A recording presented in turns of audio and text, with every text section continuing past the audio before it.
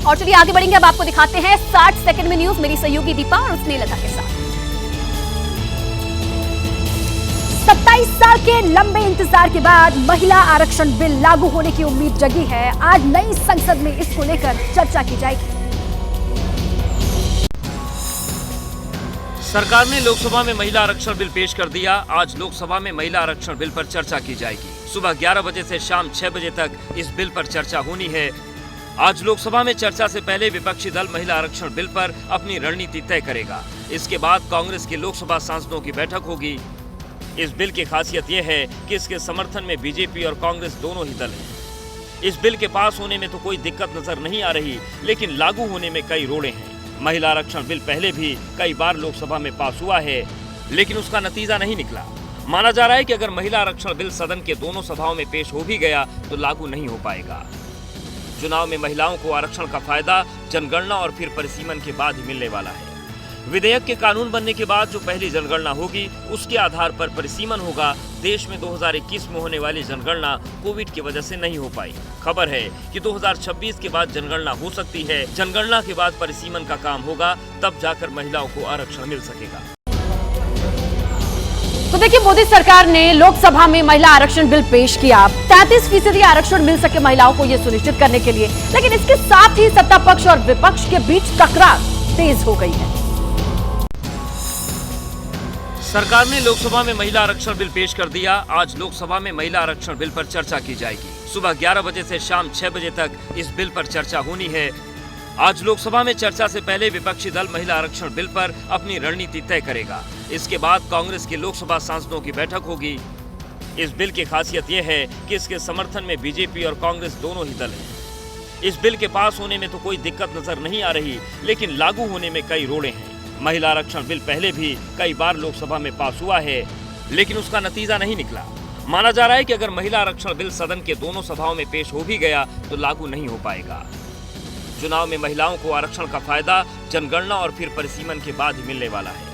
विधेयक के कानून बनने के बाद जो पहली जनगणना होगी उसके आधार पर परिसीमन होगा। देश में 2021 में होने वाली जनगणना कोविड की वजह से नहीं हो पाई। खबर है कि 2026 के बाद जनगणना हो सकती है। जनगणना के बाद परिसीमन का काम होगा, तब जाकर महिलाओं को आरक्षण मिल सकेगा। नई संसद भवन के भव्य समारोह के दौरान कई तस्वीरें देखने को मिली और कई तस्वीरों ने लोगों का ध्यान आकर्षित किया। लेकिन एक तस्वीर जिस पर सभी की निगाहें टिकी रही, वो तस्वीर थी सोनिया गांधी और सिंधिया की। देखिए रिपोर्ट। देश को भले ही नई संसद मिल गई हो, लेकिन पुराने संसद भवन में उस वक्त दिलचस्प वाकया देखने को मिला जब सोनिया गांधी के बगल में ज्योतिरादित्य सिंधिया बैठे हुए दिखाई दी। दरअसल सेंट्रल हॉल में पुराने संसद भवन की विदाई का कार्यक्रम रखा गया था। इस दौरान प्रधानमंत्री नरेंद्र मोदी सभी सांसदों की सीट पर जाकर उनसे मुलाकात कर रहे थे। इस दौरान सिंधिया ने आगे की लाइन में बैठी सोनिया गांधी का अभिनंदन किया और हालचाल पूछा। सिंधिया वहीं खड़े रहे और खरगे और अधीर रंजन से बातचीत करते रहे। थोड़ी देर बाद सोनिया गांधी के साथ पहले से बैठे अधीर रंजन और खरगे पीएम मोदी के साथ सेंट्रल हॉल के मंच पर बैठ गए। इस दौरान सिंधिया सोनिया गांधी के पास आए और बगल में बैठ गए। पूरे कार्यक्रम के दौरान सिंधिया और सोनिया गांधी साथ में ही बैठे रहे। सिंधिया उन नेताओं में शामिल थे जो गांधी परिवार के बेहद खास माने जाते थे। उनकी और राहुल गांधी की दोस्ती की भी काफी चर्चाएं होती थी। हालांकि साल 2020 में ज्योतिरादित्य सिंधिया कांग्रेस से खफा होकर बीजेपी में आ गए थे।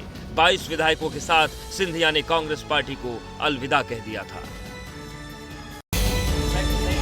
और देखिए, एमपी में बीजेपी की जन आशीर्वाद यात्रा के जवाब में कांग्रेस ने अलग अलग 7 जगहों से एक साथ जन आक्रोश यात्रा का आगाज कर दिया और इसी के साथ पलटवार किया।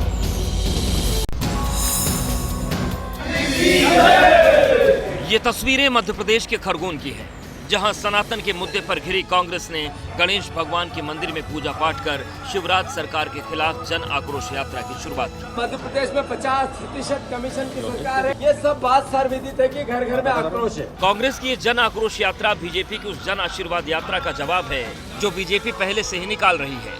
बावजूद इसके कांग्रेस की यात्रा पर बीजेपी की पूर्व केंद्रीय मंत्री उमा भारती ने पलटवार किया है। माननीय मुख्यमंत्री जी, आपको आशीर्वाद नहीं, आपको तो माफी यात्रा निकालनी चाहिए। 18 साल की कार्यकाल के बाद भी आज प्रदेश की जनता अपने हक की लड़ाई लड़ रही है।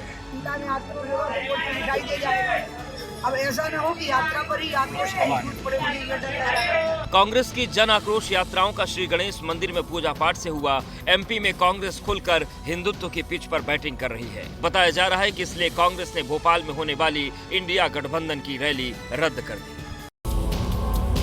राजस्थान के हनुमानगढ़ में बॉयज स्कूल के टॉयलेट में सीसीटीवी लगाने के मामले ने अब तूल पकड़ लिया है और इसी को लेकर स्कूल प्रबंधन पर कई सवालिया निशान खड़े हो रहे हैं। देखिए रिपोर्ट।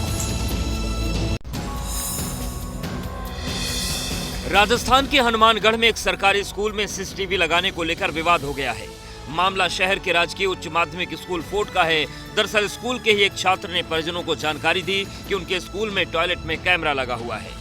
परिजनों ने बाल कल्याण समिति को मामले की जानकारी दी। जब समिति ने स्कूल का दौरा किया तो टॉयलेट में कैमरा लगा देखा। सभी ने बहुत ही बड़ी पीड़ा व्यक्त करी है। कैमरे को सारा है उन्होंने अपने मोबाइल में भी कर रखा है। निजता भंग होती है बच्चों की, चाहते हैं कि ये कैमरे हटाए। इधर स्कूल के वाइस प्रिंसिपल का दावा है कि कुछ छात्र स्कूलों के टाइल्स को नुकसान पहुंचाते हैं, टॉयलेट के अंदर नशा करते हैं, दीवारों पर लिखते हैं। अगर निजता का हनन हो रहा है तो कैमरे के एंगल को बदलवा लिया जाएगा। कुछ बच्चे टाइलों को नुकसान पहुंचाते हैं, एब्यूजेस लिखते हैं दीवारों पे और कुछ नशा करते हैं। इनसे बचाव के लिए और कोई अल्टरनेटिव नहीं था। अगर ऐसा लग रहा है कि इसमें निजता का भंग हो रही है विद्यार्थियों की, तो इसका एंगल बदलवा दिया जाएगा। बहरहाल छात्रों के परिजनों में स्कूल प्रबंधन के खिलाफ काफी गुस्सा है। सीसीटीवी को तुरंत प्रभाव से हटाने की मांग की गई है।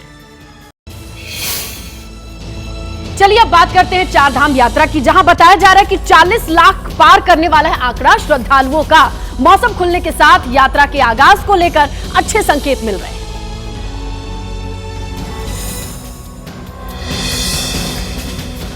मौसम साफ होते ही चारधाम यात्रा फिर से रफ्तार पकड़ने लगी है, लेकिन यात्रा के रफ्तार पकड़ने के साथ ही उमड़ी भीड़ ने सड़कों को जाम कर दिया है। ये तस्वीरें गौरीकुंड की हैं, जहां जाम के चलते गाड़ियों की लंबी कतार रोड पर लग गई है।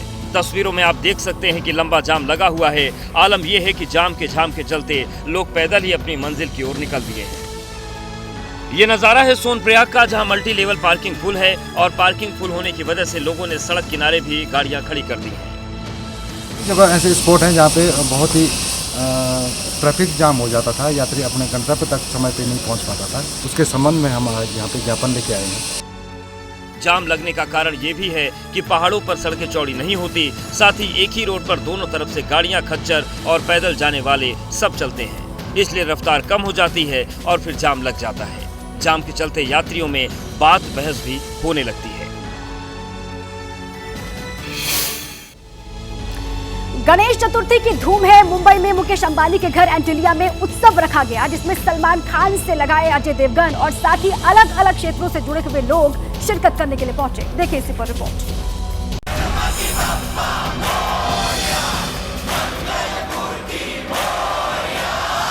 गणेश चतुर्थी के पर्व पर रिलायंस इंडस्ट्रीज के चेयरमैन मुकेश अंबानी के घर पर हमेशा की तरह इस बार भी धूमधाम से गणेश महोत्सव की पूजा रखी गई है, जहां फिल्म इंडस्ट्री की जानी मानी हस्तियां उनके घर एंटिलिया में बप्पा के दर्शन करने पहुंची हैं। मुकेश अंबानी के घर एंटिलिया में हो रहे गणेश महोत्सव की वीडियोस और फोटोज सोशल मीडिया पर वायरल हो रही हैं, जिसमें आप अनिल कपूर से लेकर हेमा मालिनी तक को ट्रेडिशनल लुक में देख सकते हैं। गणेश महोत्सव के मौके पर मुकेश अंबानी के घर पर फिल्मी सितारे, कई खिलाड़ी और राजनीति से जुड़े लोग पहुंचे। एक तरफ फिल्मी सितारे लाइमलाइट लूटने की होड़ में थे, तो वहीं राजनीतिक गलियारे से पहुंचे लोगों ने महोत्सव में पहुंचकर गणेश महोत्सव मनाया।